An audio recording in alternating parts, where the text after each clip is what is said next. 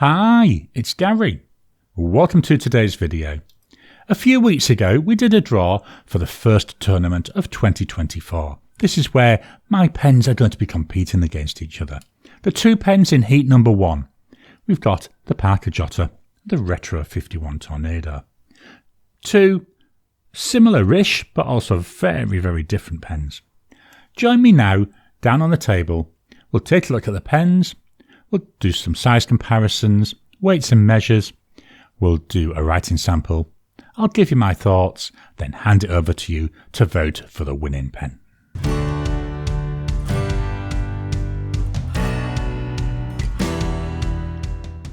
Welcome down to the table. Heat number 1, the two pens. We've got the Parker Jotter. This is a pen that's made in the UK. This actual pen is from 1997. So it's a fairly old pen, oldest pen that I've got. Only had it about 18 months. It was bought for me by my son-in-law. He actually got it at a car boot sale in the UK and then posted it to me. That's going up against the Retro51 Tornado. This is in the Lincoln. It's like an antique copper finish. Very, very nice. I love the looks of this. I love this copper finish. You can see here where it's starting to darken. Let's take a walk through the bodies. We'll start with the Parker. So it's a smallish pen. It's a very thin pen. The top, we've got a little bit of plastic inset in this silver coloured material. We come down to the clip. The clip, classic Parker clip there. So we've got the chevrons coming down into that arrow. I can't get my fingers there to actually see how springy it is. I don't put it in a pocket anyway, so it doesn't bother me too much. If we come down the cap to me, it appears to be tapering out. We get down near the bottom, then it goes straight. At the bottom of the cap, we've got some engraving. So we've got Made in UK, and there we've got Parker. There's very little drop off, so you can hardly tell the difference between the body and the cap. This blue plastic body seems to be, it feels like it's slightly doming out. Is it concave? I can never remember. No, convex. So it's coming out a little bit. That's what it feels like. I'm not sure if it is.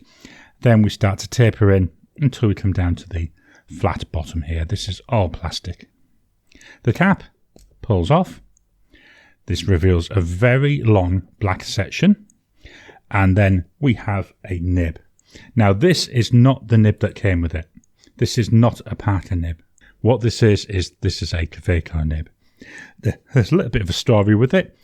When I got the pen, obviously I gave it a good clean out. I filled it with ink, wrote perfectly. A bit scratchy, a little bit of flow issues, but when it was writing, it was nice. Cleaned it out, pulled out the nib and feed because I thought, well, I'll give it a really, really good clean. There was a little bit of a flow issue. The nib fell down the drain in my sink. And to be honest, for what it would have cost to actually take it all apart, there's no way I could have done it myself. I'm not that handy. It was easier to just abandon it. I then looked at my Cult Pens mini fountain pen, which was made by Kaweco.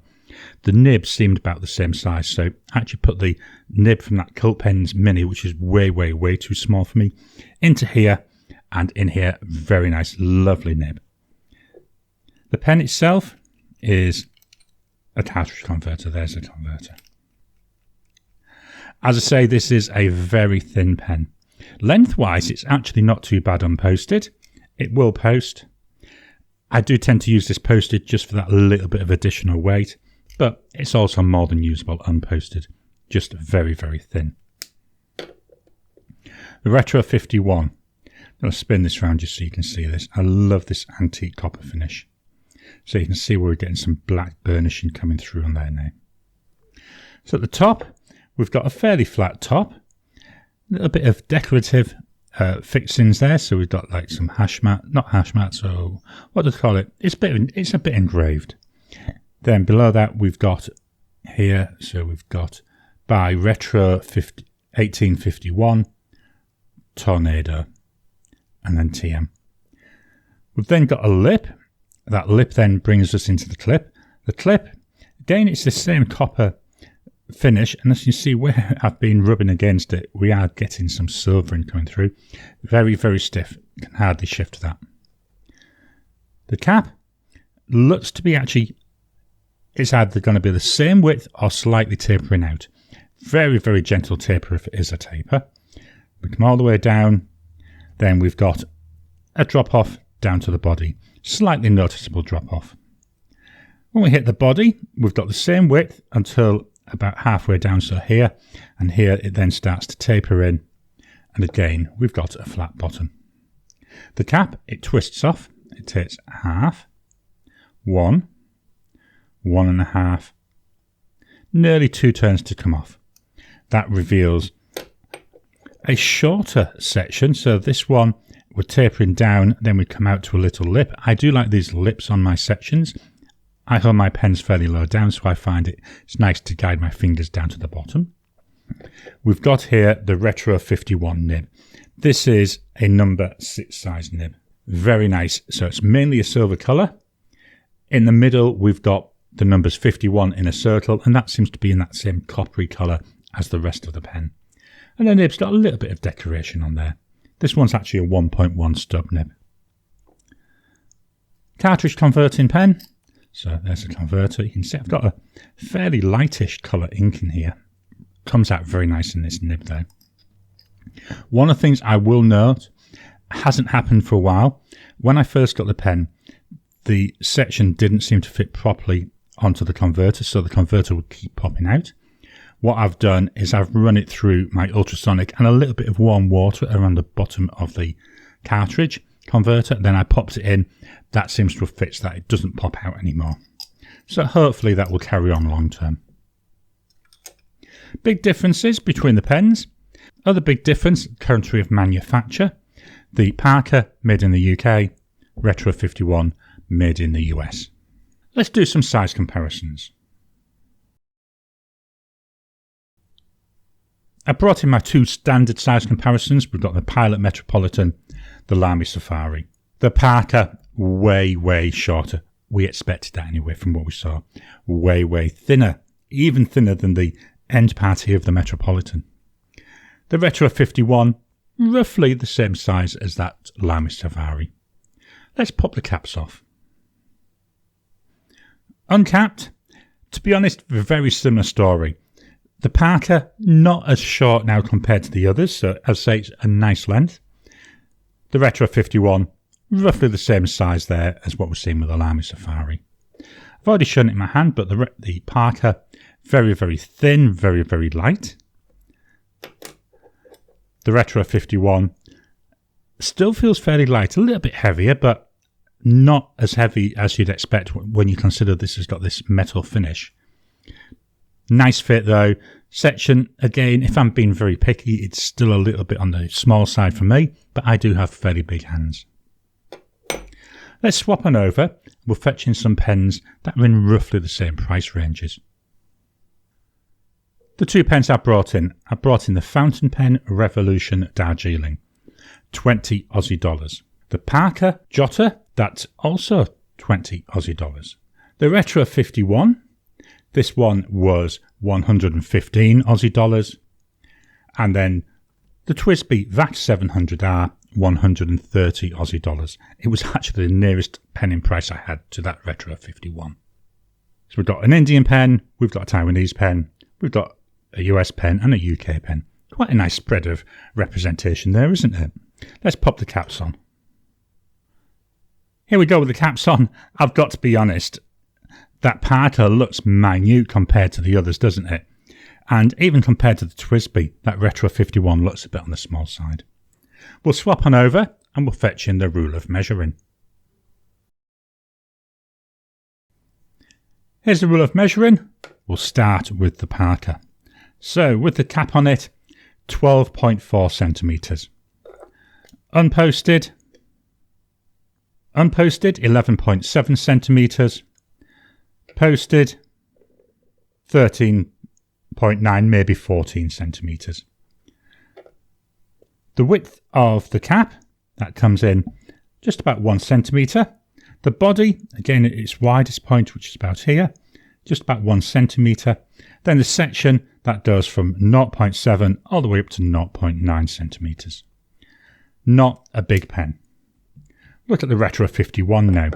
So with the cap on it, this comes in at about 13.5 centimetres.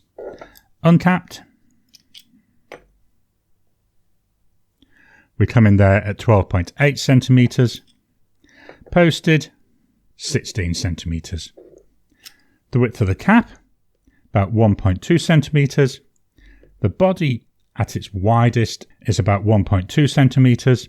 And then the section, that goes from 1 up to 1.1 centimetres. So definitely a wider section. I mean, you could see that anyway.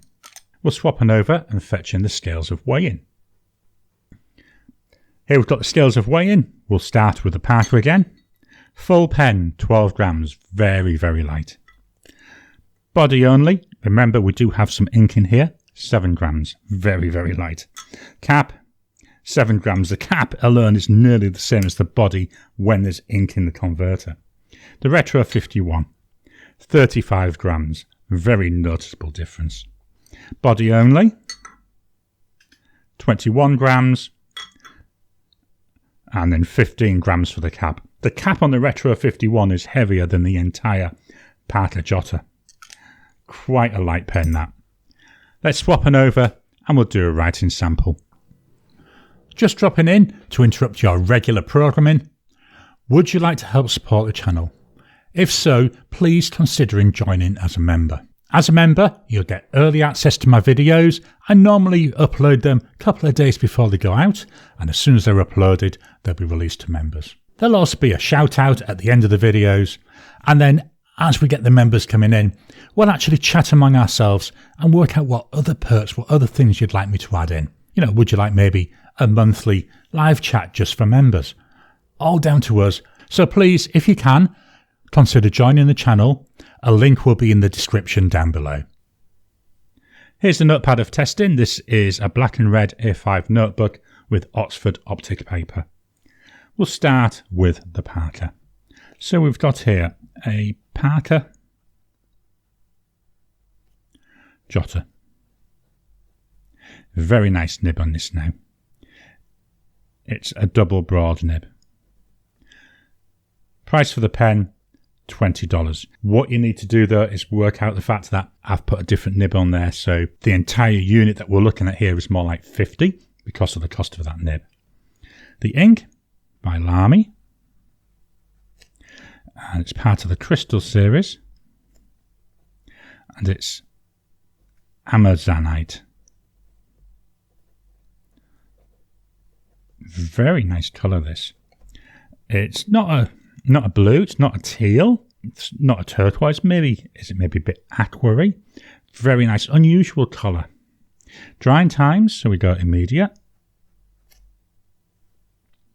10 seconds. 30 seconds.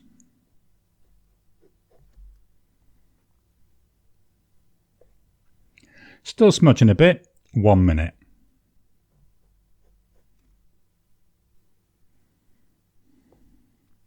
After a minute there, that's dry. To give you just some guidance with the drying times, the temperature here at the moment is 30 Celsius, which is about 86 Fahrenheit. I know that does affect drying times. Let's look at photo line variation. So here's no pressure. We'll add a bit of pressure. Not really seeing much of a difference. None, with, none, with, none, and with. I'm going to write a sentence, so I'll move the mic.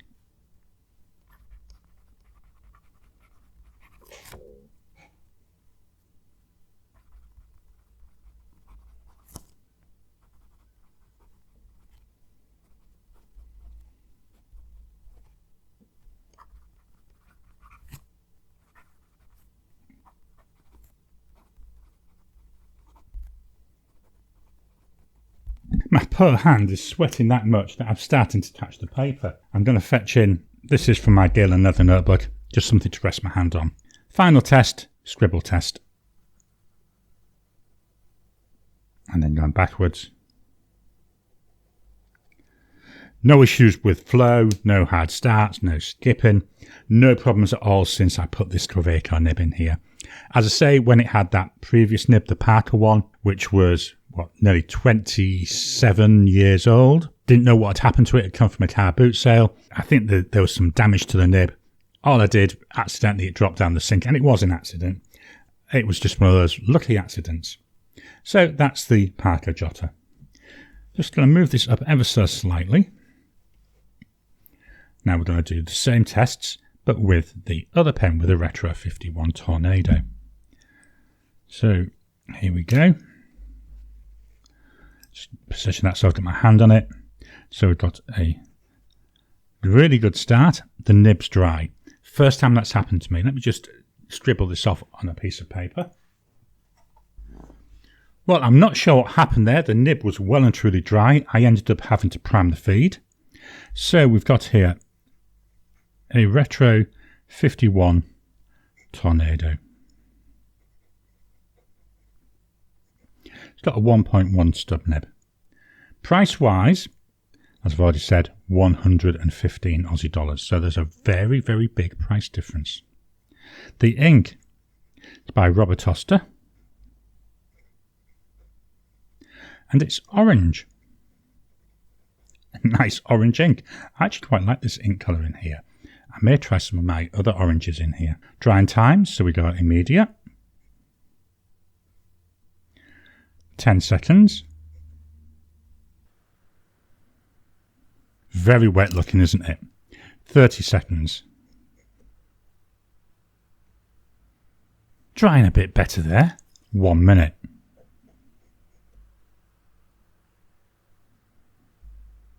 Nice and dry there at a minute. Now, you may hear a little bit of background noise. It's that warm here. I'm sweating all over, so I've had to turn my desk fan on. Hopefully, though, I'll be able to edit out the worst of it. Let's look at line variation. So, this is going down with no pressure. I'm going to add some pressure. Doesn't feel as nice to write with. And yes, I am getting a slightly wider line, but I'm really pushing them tines apart with that. Now, going across, again, that was without pressure, that was with some pressure. Don't see a difference. And then this is where the natural line variation of this 1.1 nib comes in. So there's no pressure, with, none, and with. We'll move the mic and we'll do our sentence.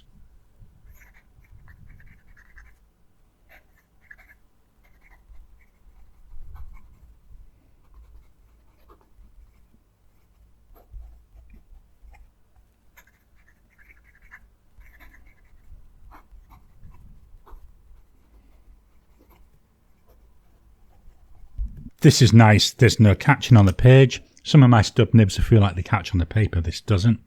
Very nice. Although I would say it's not as smooth as what I'm getting with that nib in the Parker Jotter, but there is some feedback. A little bit, you know, that nice tactileness to it. Final test. Then backwards. Again, not finding any scratchiness or any catching. Altogether, a very nice experience. Just move this down so we've got them both there. So what are my thoughts on these two pens? Now here, in a normal showdown, I would give scores. Because this is where you're going to vote, I'm not going to give my scores. I'm just going to talk a little bit about each of the areas. We're going to start with pen looks. Let me fetch them both in, just so we've got them both on camera. To me, that Jotter, very, very basic, not very interesting. When you consider that, I think certainly because of the size, this is aimed as a student pen. It's like someone's introduction to fountain pens. I think it looks fine for that. But for me, you know, nothing really to write home about. I do, though, like the look of the Retro51. I love this antique copper finish. I love the fact we've got this little bit of pattern up at the top, which is different than a lot of my pens. I love the way we're seeing this black come out, so we're seeing the age coming through and the character starting to come through on top of this copper. Very nice. Love the looks of them. Build quality. I've just checked my notes. This was built Q4 of 1996. 27 years old. still going strong. I say the nib that was on it was a bit rough, but it was still writing. Change the nib, very easy to do that. Wow, beautiful. Build quality, well, I really don't know how you can fault it. Very, very good. Retro51, had this now about 2 years. Again, no issues. The biggest thing I will complain about, which I've already mentioned, is where the converter goes into the section, how it used to pop out. I say I seem to have fixed that, but really, should I have had to have done that? It should have been working fine. So I would say build quality, yeah, it's still good, it's still solid. Nowhere near as good as that 28-year-old pen though. Writing experience, well, we've seen the writing here. Just going to fetch in without knocking everything over. This is my Tomoe River 52 GSM paper. So we've got the Parker Jotter here. So Lamy Crystal Amazonite. Yeah, very nice. Nice character coming out in the nib. A little bit of shading we can see down here with my tests. Have made a note, made my hand ache. It's that thin. Just writing this page was enough to make my hand start around here start aching from really having to hold that so tightly. This is the problem with having the fan on. The pages get sent all over. Here's the Robert Oster orange and that Retro51 Tornado. Love the look of the pen. I've said it's unusual. Love the line variation. I love the way the nib works on this. Called out about the converter. Also calling out, I've had issues when I've tried to use shimmer inks in here. Shimmer inks seem to block the feed. What I've done when I finish using the shimmer ink, I run the feed through my ultrasonic cleaner so it gets a really good deep clean. So what I tend to do now is just stick with standard inks in this pen. But other than that, writing, apart from the stumble we had at the start, had no issues. Remember though, as I said, very warm here. I've had this cap on and off as I've been doing the video. But saying that, I've equally had the cap off on the Parker and the Parker wrote straight away. So just bear that in mind. Ink flow, so really we've talked about that already. You know, nice, works really well. Issue with the shimmer ink though in the Retro51. Comfort, the Parker, not very comfortable at all for me. Just too small. But it's not aimed at someone like me. It's aimed at that student market. Got to bear that in mind. So it's hard to really justify saying it's not comfortable because it's not aimed at, you know, a grown man with large hands. It's aimed at, you know, them 11, 12-year-old school kids. You know, they've got smaller hands. This might be a better fit for them. Retro51, again, does feel ever so slightly thin. Just down here. Remember, I hold my pens low. If you held your pen higher up, it might not actually be too bad. This pen does post. I don't ever post it because it makes it feel very, very back heavy. But unposted, it's nice length in my hand. Value for money. Always the hard one, this one, isn't it? $20. What can go wrong? Actually, if we actually go by what was paid for it, it was only paid $2. $20 is what you need to buy a new one. This was bought that car boot sale for $2. I mean, how can you go wrong? Even if it hadn't written, what had you really lost? Retro51, $115. It's nice. I like it. It's a nice heavy pen. I think, again, for what you're paying, I think it's reasonable. But now it's over to you to vote. I'm not the one who's going to decide the winner. You are. So if you head on over to my YouTube community page, there you'll find a poll where you can poll for the Parker 51 or the Retro51 Tornado. I'll leave the poll open until Sunday morning next week. Sunday morning next week, that's when I do my YouTube live. And I'll announce the winning pen on the YouTube live. And that will go forward into the first of the semi-finals. So these are my thoughts on the Parker Jotter and the Retro51 Tornado. I hope you've enjoyed today's video. What are your thoughts on these pens? Which one do you think should be the winner? To vote, head on over to my YouTube community page. The votes that are on there are the votes that will count. If you add a comment on here, it will not go into that total. What are your thoughts though?